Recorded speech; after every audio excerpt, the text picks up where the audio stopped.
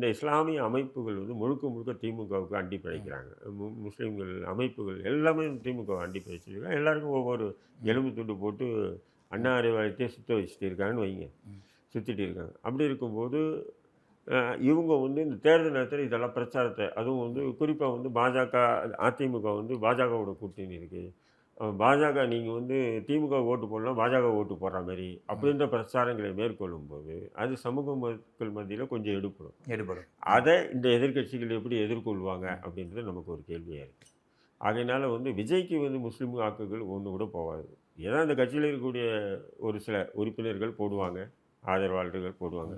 மற்றபடி பொதுவான மக்கள் வந்து விஜய்க்கு போடுவாங்க. ஏன்னா விஜய் வந்து பார்த்தீங்கன்னு சொன்னால் எம்ஜிஆர் அனனப்பட்ட எம்ஜிஆர் காலத்திலே இது எப்படியாவது இஸ்லாமியருடைய வாக்கு வாங்கணும் அப்படின்னு ரொம்ப கஷ்டப்பட்டார். நான் இஸ்லாமியருக்கு போடலை.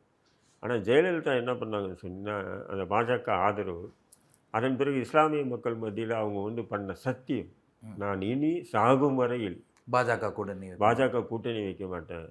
நான் பாஜக கூட்டணி வச்சதுக்காக இஸ்லாமிய மக்களுடைய கால்களில் விழுந்து கூட நான் வந்து மன்னிப்பு கேட்க தயார். அப்படி இந்த டயலாக் வந்து இஸ்லாமிய மக்கள் மத்தியில் ஒரு விதமான எழுச்சி ஏற்பட்டு எம்ஜிஆர் காலத்தில் கூட போகாத அதிமுகவுக்கு போகாத வாக்கு வங்கி வந்து ஜெயலலிதா ஆட்சி காலத்தில் அப்படி மாறி 2011-16 அதில் தான் வந்து அவங்க தனித்து நின்று 38 எம்எல்ஏ எம்பிக்கள்லாம் ஜெயிச்சாங்க 2016.